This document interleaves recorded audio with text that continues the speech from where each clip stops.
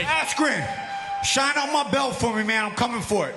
It's a fight that has seemed like an eternity for UFC and Strikeforce veteran Jay Hiron. After fighting under 2 failed promotions, enduring contractual issues with Strikeforce and subsequently missing the majority of 2010, the Extreme Couture product finally finds himself challenging for a title when he meets Bellator 170-pound champion Ben Askren.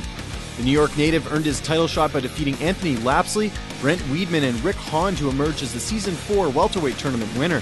I watched Jay Hiron tonight and I wasn't impressed. I'm in his dressing room, so who knows, he might come try to get me, but he ain't got nothing for me. Making the first defense of his welterweight championship, the always outspoken Ben Askren looks to keep his perfect 8-0 record intact when he meets the experienced Hiron. I'm the best wrestler in mixed martial arts today. Be prepared for a war. You better learn how to stop the takedown. Even if you do, you probably can't stop mine. I've made a living on making people quit. Going for a guillotine here. He's out! This is a battle between 2 former NCAA Division I wrestlers, and while Askren will likely put his newly improved striking on display, he will rely on his unorthodox wrestling style to neutralize Hiron's boxing. Big shot, that is it! There's nothing better when you knock somebody out and you just feel their soul leave their body for a second, man. It's awesome. Also on the card, the heavyweight tournament semifinals take place as undefeated Ron the Monster Sparks battles 8-1 Eric Prindle.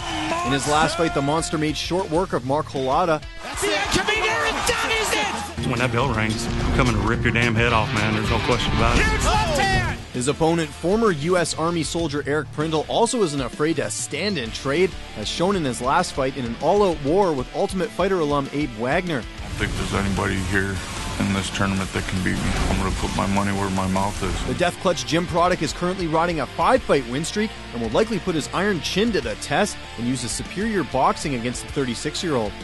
In the second semifinal matchup, Season 3 tournament finalist Neil Grove meets Thiago Big Monster Santos. Grove replaces the injured Blagoy Ivanov and is coming off a razor-thin split decision loss against Mike Hayes. Speaking of Hayes, he's out of the tournament with an eye injury, so Santos takes this fight on 3 weeks' notice after his Bellator 53 victory where he submitted Josh Burns in the first round. Just like that, victory for Thiago Santos! The Goliath will likely keep this fight on the feet and go for the knockout to avoid the Brazilian's deadly submission game. It all gets underway this Saturday night at the Memorial Hall in Kansas City, Kansas.